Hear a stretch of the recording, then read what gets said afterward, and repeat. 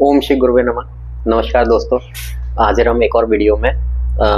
हम लोगों ने अभी तक के जितने वीडियोस बनाए थे, हम लोगों ने कॉस्मिक एनर्जीज के बारे में बात करी है, हम लोगों ने प्लैनेट्स की एनर्जीज के बारे में बात करी है, हम लोगों ने कुछ हाउसेज, कुछ पर्टिकुलर सब्जेक्ट्स के ऊपर में भी कुछ वीडियोस बनाकर बात करी थी। आज एक ये वीडियो बनाने का मेरा पर्पस था कि ये एनर्जी का जो कॉन्सेप्ट है, इसको एक बार क्लैरिफाई जरूर करना चाहिए। आपका घूम फिर करके जो भी है, वो चाहे किसी भी टाइप की ये आप बोले मेटाफिजिकल साइंस या जो भी फॉलोइंग सिस्टम है, इसमें सब में एनर्जीज की बात हो रही है। आप चाहे वो रेकी को ले लें, या आप वास्तुशास्त्र को ले लें, या आप किसी और टाइप की कोई किसी विद्या को ले लें, वहाँ सब में ही एनर्जीज के बारे में ही बात हो रही है। इवन हमारी जो हिंदू सनातन धर्म की जो प्रथा है, हम लोग योग के बारे में बात करते हैं, मेडिटेशन के बारे में बात करते हैं, हम लोग एनर्जीज के बारे में ही बात कर रहे हैं। यही एनर्जीज किस तरह से मैनिफेस्ट होती हैं, ये किस टाइप की एनर्जीज हैं, यही हमने चर्चा पिछले कुछ वीडियोस में करी थी। तो ये एनर्जी प्लेन अपना इंक्रीज करना,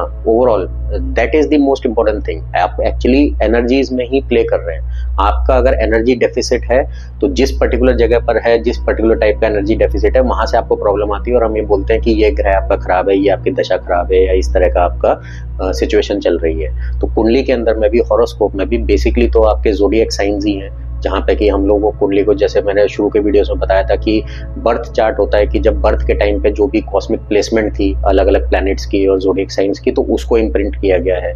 आज के दिन में अगर आप अभी बैठ करके इमीडिएट इस टाइम का अगर चार्ट बनाए, तो हम बेसिकली ये ड्रॉ करते हैं कि इस वक्त आकाश के अंदर में सारे ज़ोडिएक साइंस या सारे ये प्लैनेट्स कहाँ पर हैं। तो ये बेसिकली उसका इम्प्रिंट है।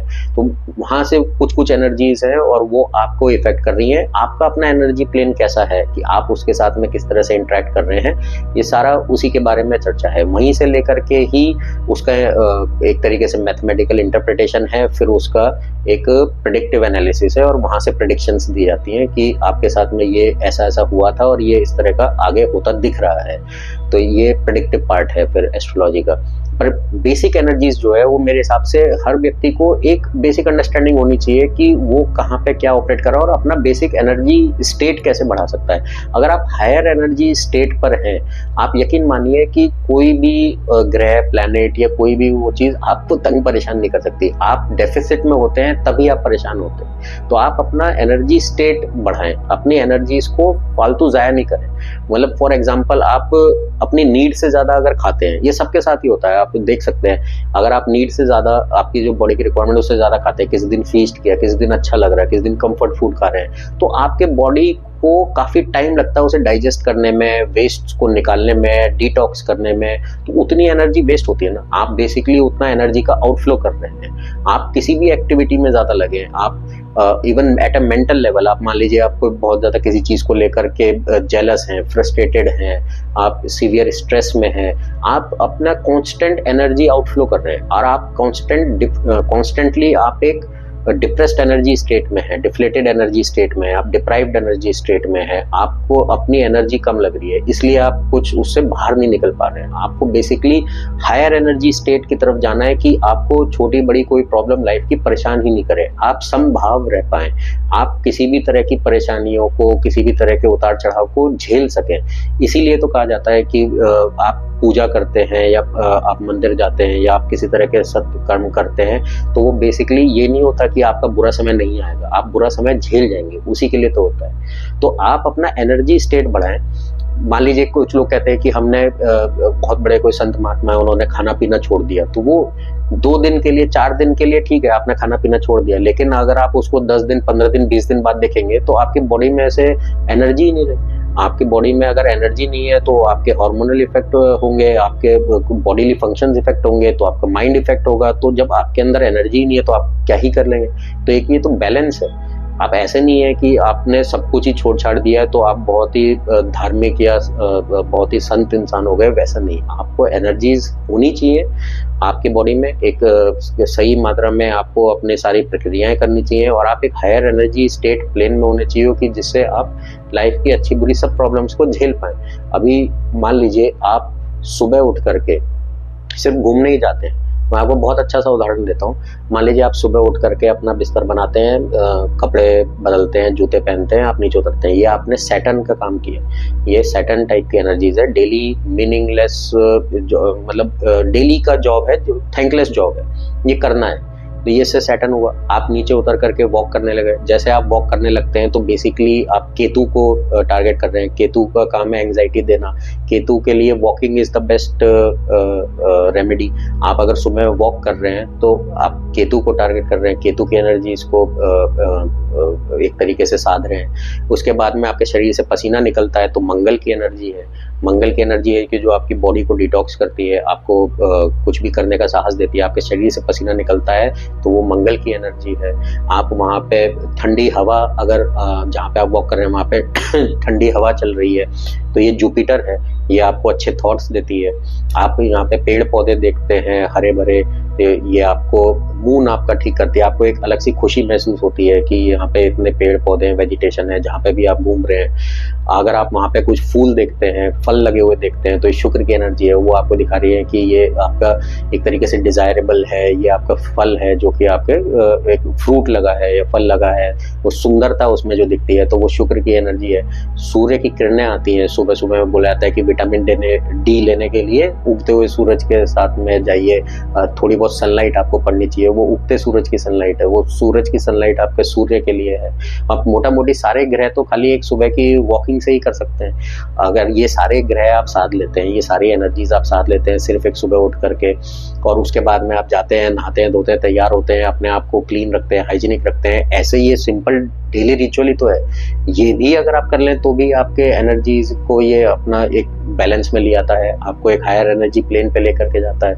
अगर आप अति विचार छोड़ दें किसी भी चीज़ का, आप बहुत ज़्यादा फूड मतलब नहीं लें, आप बहुत ज़्यादा किसी टाइप के एक्टिविटीज़ में नहीं पड़ें, सेक्सुअल एक्टिविटीज़ हैं या कोई अलग से ये डिज़ायरेबल एक्टिविटीज़, आपकी डिज़ायर्स बहुत ज़्यादा हैं, नीड्स बहुत ज़्यादा हैं, कुछ गैम्बलिंग की एडिक्शन है, कुछ जेलसी की बात है, कोई किसी तरह का है जो कि आपको कॉन्स्टेंटली आपको ड्रेन कर रहे हैं, तो आप अगर इन चीज़ों से बच जाते हैं तो आप अपना एनर्जी स्टोरेज रखते हैं, और आप नॉर्मल जो आपको खाते हैं, जो खाना आप खाते हैं, जो पानी आप पीते हैं, जो भी कुछ आप ग्रहण करते हैं, वो आपको एनर्जी प्रोवाइड करता है, रादर देन आपको वो एनर्जी ड्रेन करता है। और उस एनर्जी के बाद में आप ये अपने डेली के छोटे छोटे रिचुअल्स करते हैं। रोज सुबह उठ कर, जैसे मैंने कहा, घूमने जाना है, आप मंदिर जाते हैं, मंदिर एक हायर एनर्जी प्लेन पे है, जैसे मैंने पहले भी बात करी है। जितने हमारे मंदिर हैं वो एक पर्टिकुलर जगह पे, स्थान पे बनाए गए थे जो कि हायर एनर्जी प्लेन पे है। आप लोअर एनर्जी से उस जगह पे जाते हैं। फिजिक्स कहती है कि energy flows from the high state to low state,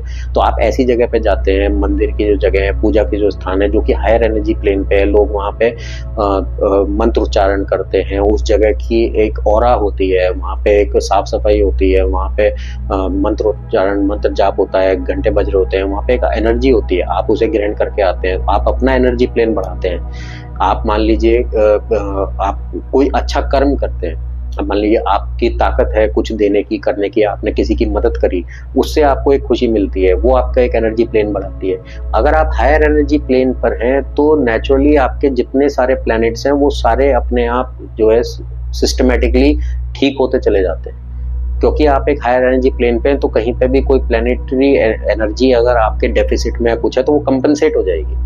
तो आपका सबसे पहला जो लुकआउट होना चाहिए या जो करने की जैसी चीज होनी चाहिए कि आप अपना एनर्जी प्लेन बढ़ाएं।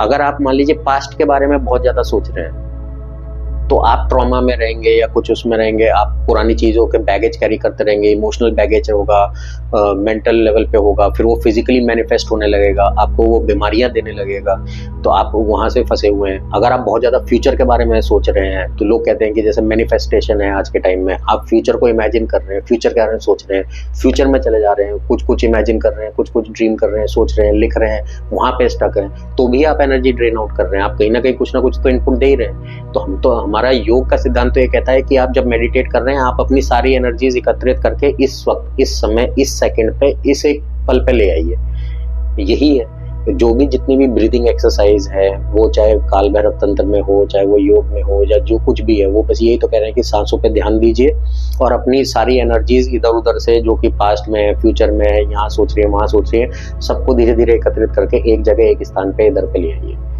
तो ये क्यों करना है कि जिससे आप हायर एनर्जी प्लेन पे जाएं, जो आप करना चाहें आप फिर वो कर पाएं, आप किसी और चीज से, बाहरी किसी चीज से इफेक्ट नहीं। तो आप अपने आप को पहले अपने आप पे काम कर लें, अपना एनर्जी प्लेन बढ़ा लें, और उसके बाद में आपके पास में जो भी जिस भी तरह की प्रॉब्लम्स आएंगी या जिस भी तरह की सिचुएशंस आएंगी, आप वो सब हैंडल कर पाएंगे। तो छोटे छोटे रिचुअल्स करें, अपने लिए करें। आपको सबको सब कुछ पता है, ऐसा कुछ भी नहीं है कि जो किसी को पता नहीं है। आपको आपके बारे में जो अच्छा लगता है, कि जो करना अच्छा लगता है, जिस तरीके से आपको बेटर फील होता हो आप वो करें, लेकिन अपनी एनर्जीज को स्टोर करें, बहुत ज़्यादा इधर उधर अपनी एनर्जीज को डिसिपेट ना करें। यही आपको हायर प्लेन पे लेकर जाएगा और यही आपको सारे जितने भी तकलीफें दिक्कतें हैं उससे लड़ने की शक्ति देगा। आगे जब कुंडली में, हॉरोस्कोप में हम लोग बात करते हैं तो हम लोग इन पर्टिकुलर कुछ एक प्लानिटरी एनर्जीज के बारे में बात कर सकते हैं, उससे क्या आने वाली लाइफ सिचुएशन है जिसमें कि इफेक्ट होता है। मान लीजिए कोई 7 प्लैनेट में से 9 प्लैनेट में से कोई एक पर्टिकुलर एनर्जी है जो कि डेफिसिट में, ड्रेन्ड आउट है, इसलिए आप उसमें तकलीफ में, परेशानी में, उसी के लिए रेमेडीज दी जाती हैं, उसी के लिए रेमेडियल एक्शंस बताए जाते हैं, उपाय बताए जाते हैं, ये ऐसा कर लें, ये कर दें, वो कर दें। वो बेसिकली उस एक पर्टिकुलर डेफिसिट को वो कर रहा है। पर मेरा सबसे यही कहना होगा, मैं अभी भी सबसे वही अपील करूंगा, आप अपना ओवरऑल एनर्जी प्लेन बढ़ाएं। अगर आप अपना ओवरऑल एनर्जी प्लेन बढ़ाते हैं, अपनी लाइफस्टाइल में चेंज ले आते हैं, यही आपको सारे जितने भी सेल्फ हेल्प गुरुज हैं वो बोलेंगे, डाइटिशियंस बोलेंगे, इन्फ्लुएंसर्स बोलेंगे, जितने लोग हैं वो सब यही बोलेंगे। ये भी सब भी कुछ भी नया नहीं है, हर कोई एक एक पॉइंट को पकड़ करके बोलेगा। मैंने जैसे आपको बताया, आप सुबह अगर घूमने जा रहे हैं, आप सारी एनर्जीज, जितनी प्लैनेट्स की एनर्जीज है, सब वहीं की वहीं कवर कर ले रहे हैं। आप अपने छोटे छोटे डेली रिचुअल्स बनाएं, खुद के अपने energy conservation and energy plane को ऊपर उठाने पे काम करें, जो आपको ठीक लगे वैसा करें।